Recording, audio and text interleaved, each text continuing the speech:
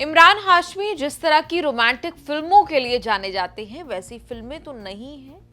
नई फिल्म हक, यामी गौतम के साथ उन्होंने ऐसी एक स्क्रिप्ट पर फिल्म बनाई है जिसका आते ही देश की राजनीति में भूचाल आ जाता है। शाहबानो पर बनी फिल्म हक बनकर 7 नवंबर को रिलीज के लिए तैयार है, लेकिन उनके परिवार ने पूरा जोर लगा दिया है कि फिल्म रिलीज ना हो सके।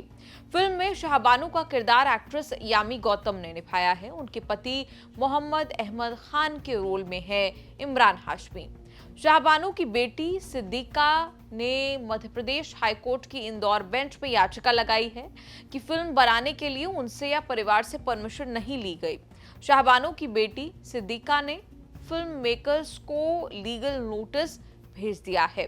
आरोप लगाया है कि शाहबानो मुस्लिम समाज और इस्लामी शरिया कानून के खिलाफ गलत मैसेज जाएगा। बिना परमिशन शाहबानो बेगम की पर्सनल लाइफ और संवेदनशील घटनाओं पर फिल्म बनाई गई है। सिद्दीका बेगम खान ने कहा उनके पास मां शाहबानो की जिंदगी के मॉरल और लीगल अधिकार हैं। सेंसर बोर्ड को सर्टिफिकेट नहीं देना चाहिए था। इंदौर की रहने वाली शाहबानो ने देश में मुसलमान महिलाओं की जिंदगी में क्रांतिकारी बदलाव किए। अहमद खान ने शाहबानो के अलावा दूसरी शादी भी की थी। दोनों पत्नियां साथ रह रही थी। 1978 में अहमद खान ने अचानक 3 बार तलाक बोलकर शाहबानो को तलाक दे दिया।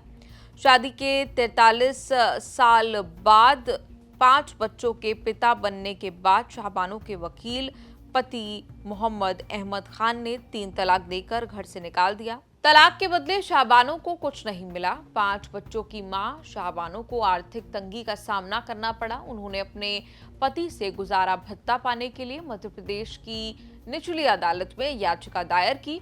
मुस्लिम शरीयत कानून के मुताबिक महिला को सिर्फ इद्दत यानी तलाक या पति की मौत के बाद मनाया जाने वाला शोक तक ही मेंटेनेंस मिलता है।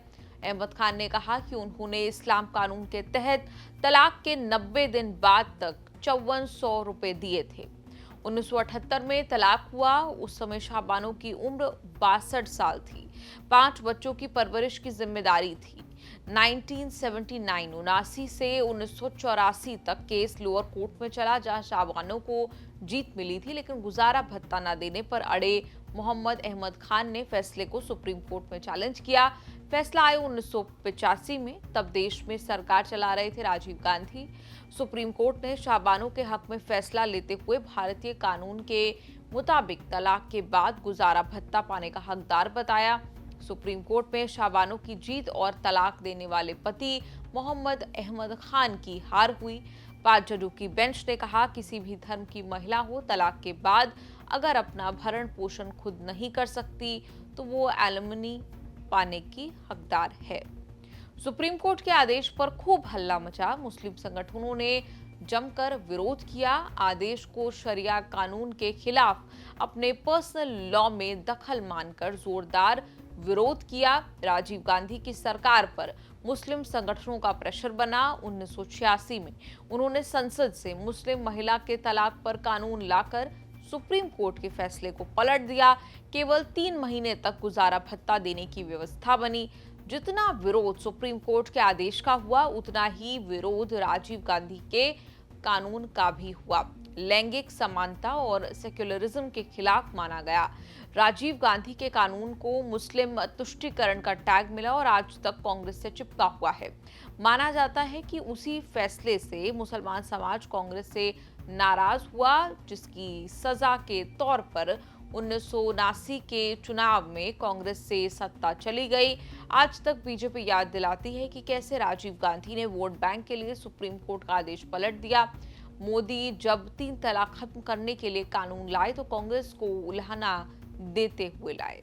शाहबानो की जीत हुई, मोहम्मद अहमद की हार। 2016 की इंडियन एक्सप्रेस की रिपोर्ट के मुताबिक शाहबानो की बेटी सिद्दीका ने कहा था कि केस हारने के बाद उनके पिता ने हमेशा के लिए वकालत का पेशा छोड़ दिया, वकील की यूनिफॉर्म त्याग दी। उन्होंने सुप्रीम कोर्ट के जजमेंट को अपना माना। शाहबानो गुजारा भत्ता की लड़ाई जीत गई, लेकिन उसके बाद बहुत लंबे समय तक जीवित नहीं रही।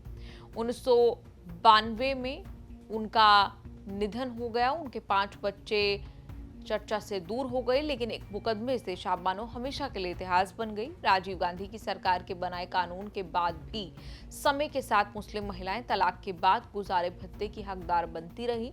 शाबानो पर अब बनी फिल्म का ट्रेलर ही सामने आया है। हल्ला टीजर पर ही मचा है। परिवार का दावा है कि ट्रेलर में दिखाए गए दृश्य शाबानो के वास्तविक जीवन से मेल नहीं खाते। फिल्म रिलीज होने के बाद ही पता चलेगा कि शाबानो के बारे में कितना सच दिखाया, कितनी कहानियां बनाई। फिल्म मेकर्स का कहना है कि फिल्म में शाबानो की पहचान तो असली है, लेकिन फिल्म की कहानी भारत की बेटी, किताब और कोर्ट के फैसले पर ही आधारित है। सिद्दीका की याचिका पर हाईकोर्ट के जस्टिस प्रणय वर्मा ने पूछा कि अगर मां ने संघर्ष किया तो क्या ये उनके लिए सम्मान की बात नहीं होगी कि उनके संघर्ष को अधिकारों के लिए की जाने वाली लड़ाई के रूप में दिखाया जा रहा है। इस पर वकील ने कहा कि मां के जीवन की घटनाओं का इस्तेमाल करने के लिए परमिशन तो लेनी चाहिए थी। कोर्ट कचहरी के इस एपिसोड पर आपकी क्या राय है? कमेंट्स में लिखकर जरूर बताएं। आपसे पूछा गया था, ये लोकसभा चुनाव के पहले की बात है, जब आपसे तमाम नेताओं पर आपकी राय पूछी गई थी। जो आपने राहुल गांधी के बारे में कहा था वो वायरल हो गया था। आपने कहा था कि वो जीनियस बंदा है। उसके बाद चुनाव आता है, चुनाव जो है वो इंडिया गठबंधन हार जाता है, देश में एक बार फिर मोदी सरकार आ जाती है। आज आप क्या कहेंगी राहुल गांधी के बारे में? जीनियस है या आपकी राय कुछ बदली?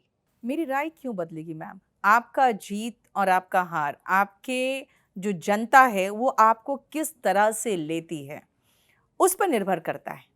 कोई ज़रूरी नहीं कि अगर आप जीनियस हो, आप ईमानदारी से काम कर रहे हो या आप जनता के पक्ष में कुछ कर रहे हो तो ज़रूरी नहीं कि आप जीतोगे। तो इसीलिए अगर आप कहोगे कि नहीं, चुनाव हारने के बाद वो जीनियस नहीं रहे, तो मेरी राय नहीं बदलती है इस मामले को लेकर। लेकिन जिस तरह राज्यों में भी कांग्रेस पार्टी चुनाव हारी है, उस पर नीतू मैम की एक टीचर की कोई राय उस पर बनती नजर आती है? कोई सुझाव आपकी तरफ से बनता नजर आता है? बड़े-बड़े चेहरे जो थे, उनको मुख्यमंत्री के पद से हटा के उन्होंने आम बना दिया और कहीं पर चूँ तक नहीं हुआ। ये काम कांग्रेस नहीं कर सकती क्योंकि कांग्रेस का अभी वो बेस नहीं है, वो आधार नहीं है,